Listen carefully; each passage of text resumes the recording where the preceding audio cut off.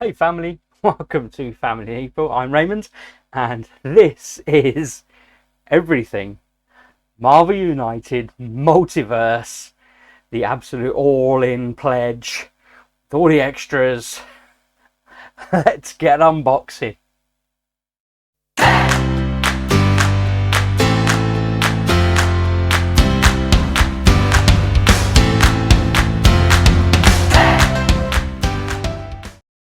Hey family, welcome to Family People. I'm Raymond, and this is a continued unboxing of Marvel United Season 3, the Multiverse.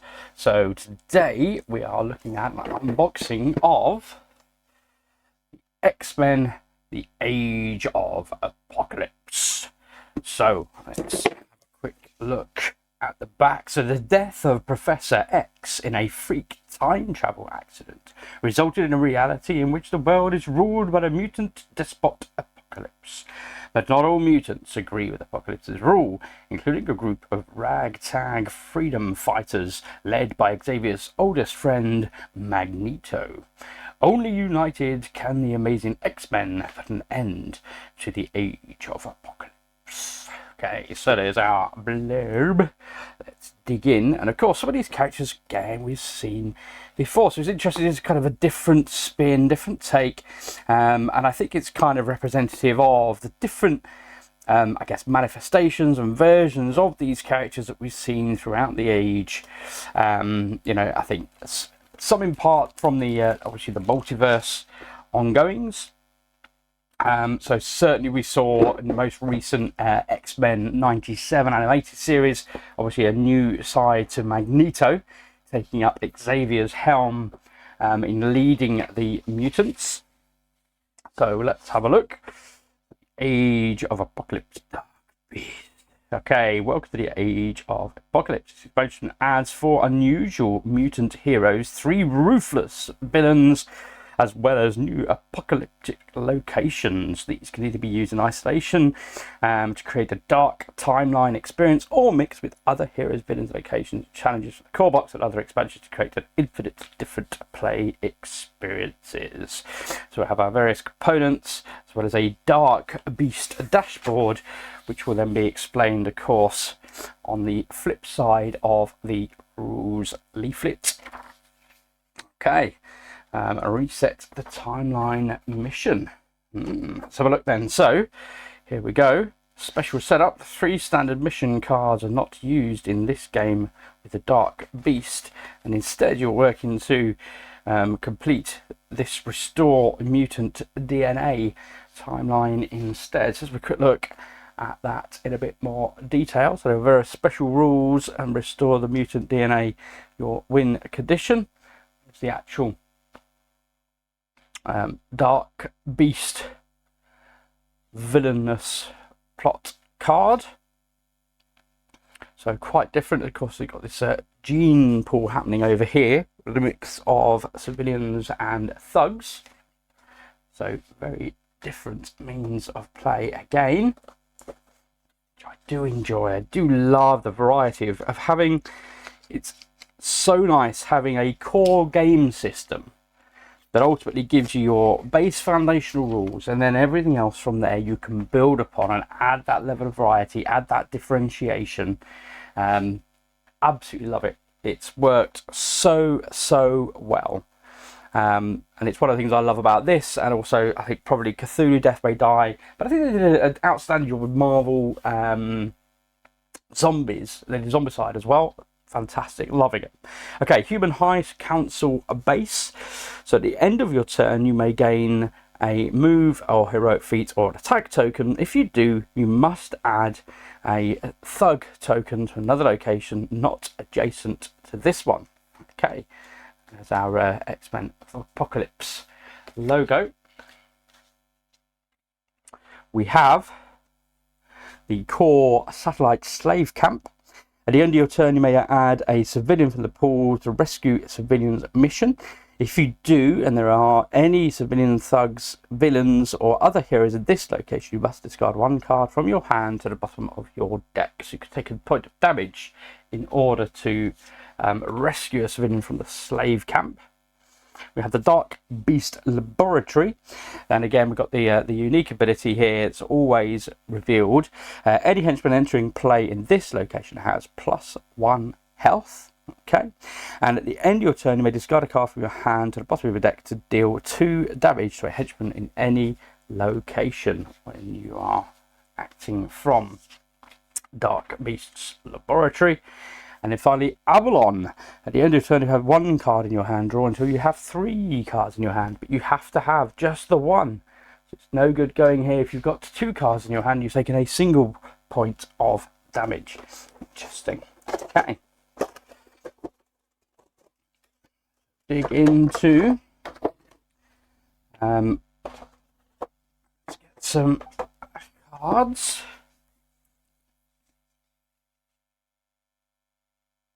And it looks like this location does come with a piece of equipment for Magneto as well. We'll see shortly.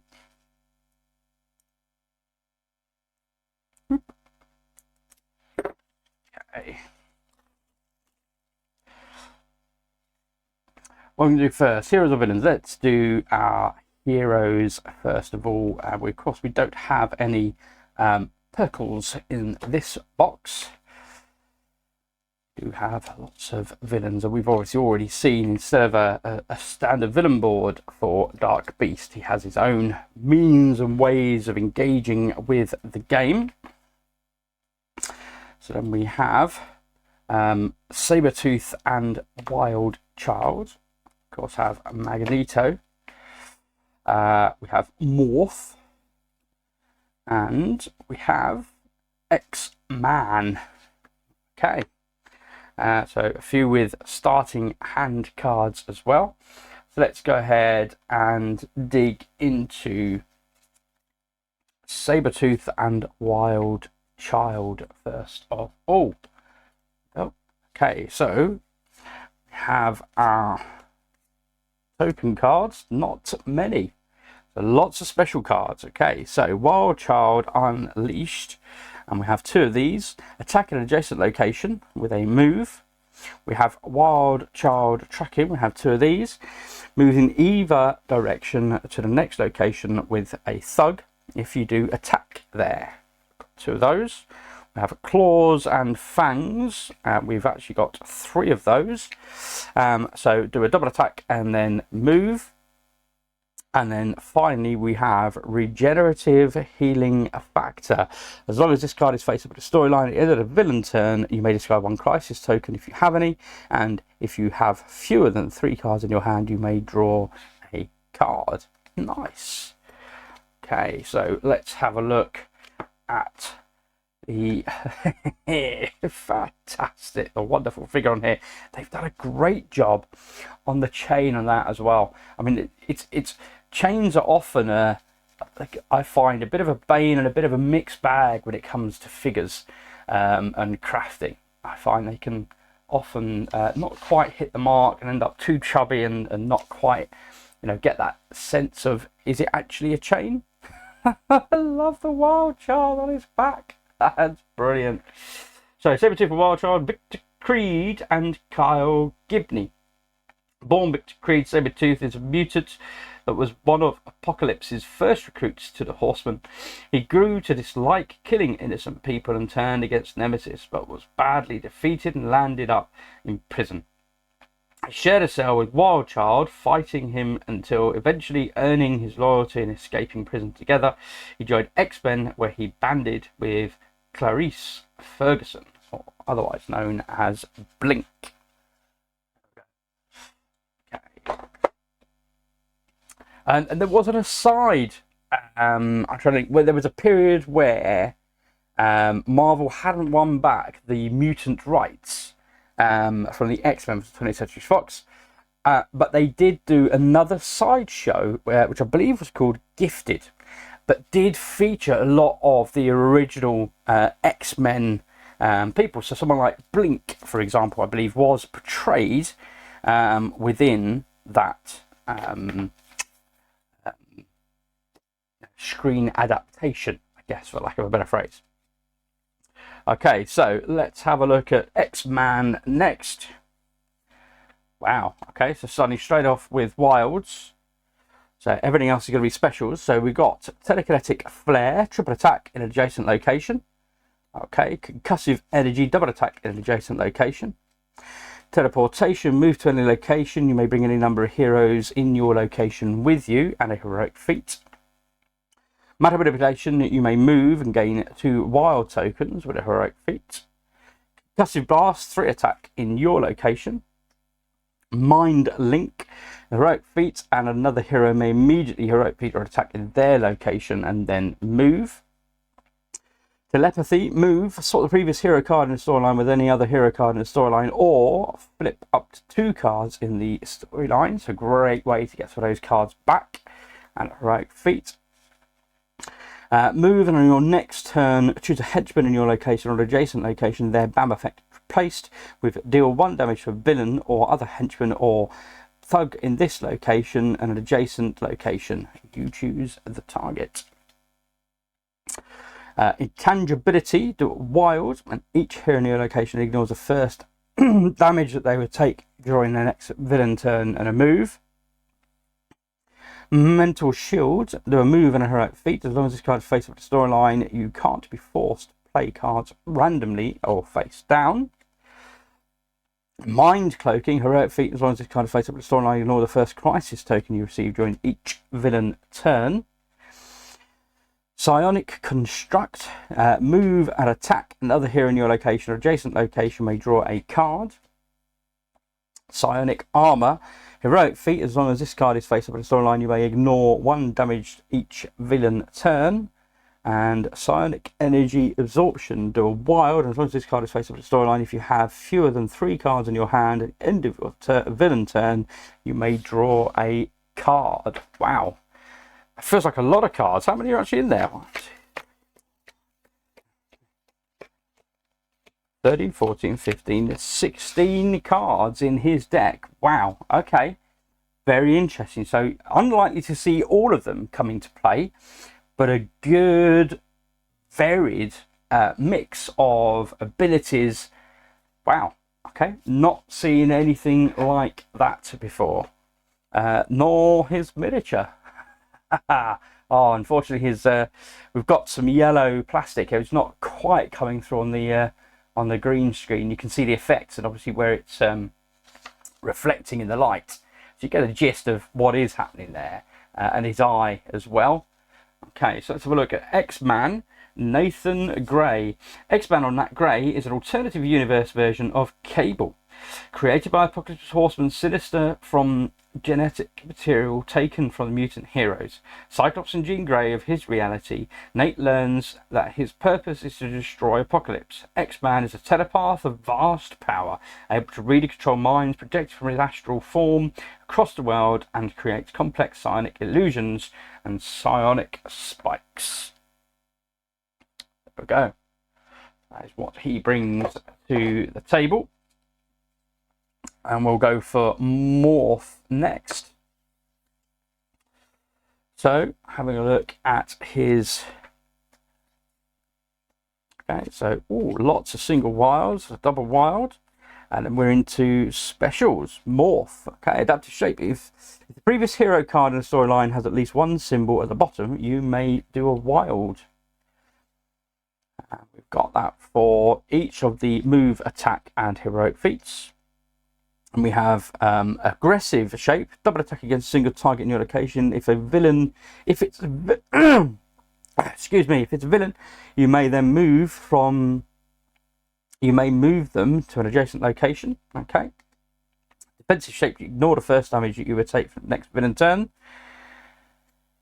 Untrackable, when a master plan card is revealed, you may turn this card face down to avoid being the target of villain or henchman effects that would make them end their movement in your location. They ignore you instead. And finally, virtually indestructible. As long as it's face up in the storyline, you have fewer than 3 cards in your hands, you may, at the end of the villain turn, you may draw 1 card. Excuse me. Maybe struggling a bit. Okay. we go. So there is his miniature. Morph Kevin Sidney. Kevin Sidney, aka Morph, is a member of the X-Men who was born a fully activated mutant. His insane sense of humour often irritates his teammates. He has the ability to shapeshift into anything, most notably shapeshifting into Sabretooth, to convince Blink to use her powers and help the X-Men teleport to Apocalypse. His powers seem only limited to his great imagination and sense of humour. Okay. I do like that. Yeah. Very good. Okay. So we have one final hero and then on to our villains. So let's have a look at Magneto, the Age of Apocalypse. So almost a bit more of a kind of standard deck that we are used to. Okay. And then we've got Magneto Kinesis. Double attack, split as you like in your adjacent locations, or triple attack against a villain in your location. And we've got 2 of those. We have leadership. We have 2 of these. Distribute 2 wild tokens from the pool among other heroes. If you do, discard 1 card from your hand to the bottom of your deck. That's 2 of those. Okay. Let's have a look at his figure. I do like his locks tied around to the front of him there. Okay, so Eric Magnus Lenscher. When his best friend Charles Xavier was murdered at the hands of his son Legion, Eric, aka Magneto, adopted Xavier's mission of coexistence between mutants and humans. To fight against Apocalypse, he found the X-Men. His recruits were a formidable power in the war, and soon they gathered other mutants to train them in the use of their powers. I do like the way they've got the cloak on the ground, and then he himself is actually floating above the ground. Fantastic. They've got very, very ingenious with how to best utilize the sculpts and the terrain and all manner of the figures that we're getting with these sets now. Absolutely enjoying it. Okay, so we've already had a quick look at the Dark Beast, which includes a special setup and a different way of playing. So look at some of the cards that come with a Dark Beast. So we have Fatal as a threat card. So in the event of a BAM, 1 hero in this or an adjacent location must play their next card randomly. We have Madri. BAM, deal 1 damage to 1 hero in this location with 1 or more thugs. Madri can't be damaged as long as there are any thugs or civilians in this location. We have Random. Okay. In the event of a BAM, deal 2 damage to 1 hero in this location. If there are no heroes hidden, and deal 2 damage to 1 hero in each adjacent location. We have Damaged Mutant DNA. Heroes starting their turn in this location must ignore 1 action symbol at the bottom of the hero cards in the storyline. Altered Mutant DNA. Heroes starting their turn in this location must discard 1 action token if they have one. And then Modified Mutant DNA. Heroes starting their turn in this location with 2 or more cards in hand must discard 1 from their hand to the bottom of their deck to take a damage. Okay. Then we have so a move and a BAM and slave pits. Add 1 civilian to each location except Dark Beast's location. So we've got 2 of those. We have Magic Duplication. Add 1 thug to each location except for Dark Beast's location. So we've got 2 of those. We have Superhuman Senses. Until the next villain turn, Dark Beast ignores 1 damage each hero turn. Okay. 2 of those. We have Deceive Heroes. To the next villain turn, heroes can't damage Dark Beast unless they spend a heroic feat in his location before attacking him. Okay. We've got 3 of those. I've got Claws and Fangs, deal 1 damage to each hero in Dark Beast's location. We have 3 of those. Wow, so lots of stuff happening with Dark Beast. Let's have a look at his figure.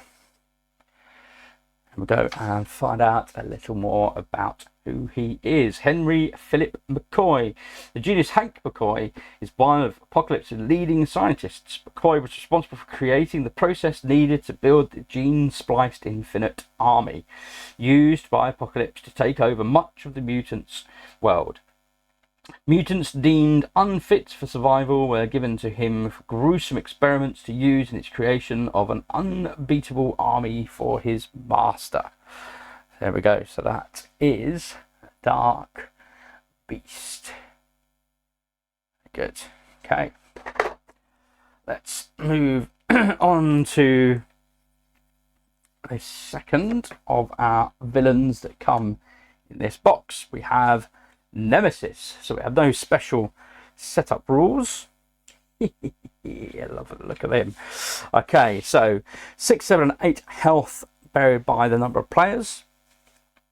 We have special rules. Nemesis can't suffer more than 3 points of damage in a single hero a turn. When a hero is knocked out, Nemesis doesn't activate the BAM, and instead he adds 2 crisis tokens to his dashboard. In the event of damage, deals 2 damage to one hero in his location, and 1 damage to each hero in adjacent locations. For each damage dealt, Nemesis recovers 1 health. Can't go above starting value. Wow. Okay. And we recently saw how impactful that 2 damage in a single location and 1 in each adjacent was in our fight against Thanos. So this is a kind of almost Thanos level bad guy that we're fighting against. So for each token that can't be added to a location in the event of overflow, add 1 crisis token to this dashboard. And villainous bodies, the heroes lose when there are 10 or more crisis tokens on this dashboard. So that is what he is trying to do, is create these crisis tokens. So let's have a look at his threats. So he comes with a Sabertooth in the event of a BAM. Move this threat to the next clockwise location with any hero with no threat, if possible. Deal 2 damage to 1 hero there. That hero can ignore the damage if they reveal at least 2 heroic symbols at the bottom of their cards in their hand. And I've seen this a number of times now. We've clearly got a new mechanism of revealing cards from your hand in order to avoid things, enact things, etc. So we've got Blood Harvesting. So when Nemesis lands here, discard 1 civilian from this location or both adjacent locations. For each civilian discarded in this way, add a crisis token to Nemesis dashboard. Oof, so you definitely want to be getting rid of those. We have 2 of those, and then Crystalline Armor. As long as Nemesis is in this location, he ignores 1 damage for each hero turn, and we've got 2 and 3 of those. Okay, so in addition to his threats, then we have so we've got Spirit Breaking. Heroes that have been knocked out during this villain turn must remove the top card of their hero deck from the game. Wow. Okay, and then we've got our usual tranche of move and BAM and put out tokens. And that is it for Nemesis. Okay. So let's have a look. And did like the view of this. Comes with a helmet, and I believe plop, it does pop off. There is his helmet, which disappears under the green screen, and that is what he looks like in all of his glory. Love it. So let's have a look. Nemesis. So Nemesis claims to be the son of Apocalypse. He was sent to fight and kill Magneto's students in the X-Men's base in order to prove his worth. He was defeated in battle by the Scarlet Witch, although he was able to kill her. He left before the X-Men returned and was embraced by Apocalypse as his newest horseman. Magneto eventually destroyed Nemesis' physical body in revenge for what Wanda. Okay, Dark Beast fitted him with armor. For what he did to Wanda, I'm thinking. Dark Beast fitted him with armor that he would not only channel his energy, but also contain him and keep him from dissipating. There we go. Fantastic. Love that. I love the fact he comes with his little pop helmet. Fantastic. Okay, and then last but not least, we of course have Apocalypse himself. Okay, so we have a new mission. 6 heroic feats to reset timeline. Okay, interesting. His henchmen include Nemesis, who we've just seen. In the event of a ban, deal 2 damage to each hero in this location, and 1 damage to one hero in each adjacent locations. Okay. Shadow King. In the event of a BAM, heroes in this location and adjacent locations must turn their earliest card with a special effect to the storyline face down. If they can't, they take 1 damage instead. We have Abyss. In the event of a BAM, deal 1 damage to each hero in the game. We have Mr. Sinister. In the event of a ban, 1 hero in this location removes the top card of the deck from the game until the next villain turn. Special effects of the hero cards in the storyline are treated as blank. We have Dark Beast. Bam! Remove 1 health from each adjacent henchman, if any. Apocalypse gains the same number of health that may go above a starting value. We have Sugarman. In the event of a BAM, turn each civilian in this and adjacent locations into thugs. Move Sugarman to the opposite location, swapping him with the threat there, if any. Then each hero in locations with 1 or more thugs takes 1 damage. Wow. And then finally, Havoc. Bam! Deal 2 unpreventable damage to 1 hero in each adjacent location. I'm just going to double check. 1, 2, 3, 4, 5, 6, 7. Yes, there are more than 6 henchmen and threats. Therefore, there'll be a level of variation when you play against Apocalypse in terms of his threat cards. So we have the usual BAMs, and you've seen just how powerful those BAMs are, because they're going to be impacting every single threat on the board. Wowza. Okay, so this is going to be hard. Then we have Ace in the Hole. So place the surprise henchman in the location opposite to Apocalypse. If there is already a threat there, replace it with the surprise henchman, and the replaced threat becomes a new surprise henchman. And then bam. Okay. And then finally, Supreme Strategist. Each hero must discard their hand and draw the same number of cards. They are not knocked out by this effect. Okay, wow. So some real interesting cards there. And do you know what, guys? I didn't even show you his main board. So special setup, apologies. So the set aside the Supreme Strategist Master Plan card. Place it on top of the deck. After shuffling it, replace the Defeat Thugs mission with the Reset Timeline mission. Shuffle the 7 threat cards and randomly place 6 in play. Keep 7th face down to the side, available as a surprise henchman. Okay, so let's have a look. So 6, 8 and 10 health, respective numbers of heroes playing against Apocalypse. Special rules: unlike standard rules, only the henchman in the location opposite to Apocalypse activates their BAM. Okay, very different. Okay, so BAM. So if there is no henchman there, activate the first one in the next clockwise location, starting from there. Okay, only the henchman activates the BAM can be damaged until the next villain turn. Ooh, wow. When a hero is knocked out, Apocalypse doesn't activate his BAM. Instead, remove the top card of the hero deck from the game. Okay, wow, very different. So in the event of a BAM, each hero in Apocalypse location and both adjacent locations removes the top card from the hero deck from the game. And in the event of overflow, 1 or more tokens can't be added to the location, do 1 damage to each hero in that location. Wow, some very different gameplay aspects there we'll be seeing against Apocalypse, the Age of Apocalypse. So let's have a look. Ensabanur was one of the earliest mutants on the Earth, a strict believer in survival of the fittest after the murder of Charles Xavier by Legion. He officially launched his own offensive against humankind, with Xavier dead in the Apocalypse beginning 10 years earlier than he did before. There was no one to stand in his way. He gathered a large group of horsemen to fight his battles, but only landed up with 4 Apocalypse. Eventually defeated most of the world's governments, with only one remaining threat: the X-Men. go. There's his figure in all its glory. And I did mention there is, oh, struggling to get him in there. Okay, did mention there is a single equipment card which belongs to Magneto, so permanent. If you're forced to play your hero card face down or randomly, you may instead turn your earliest face up card in the storyline face down to ignore the effect. And if for any reason this card is turn face down, remove it from the game, which we've seen many other equipment cards. That's the word I was looking for. Equipment cards, indeed.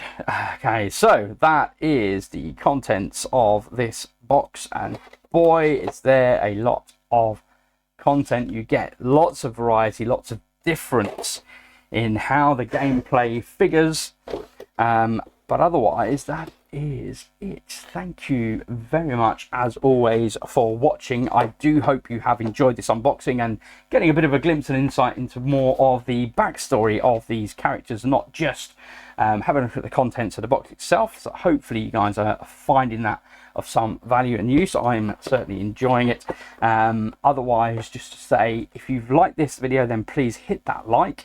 If you want to encourage me to continue to make more content of this ilk, please hit that subscribe button. It really does encourage me. Otherwise, just to say thank you very much for watching, and I'll see you back at the table shortly.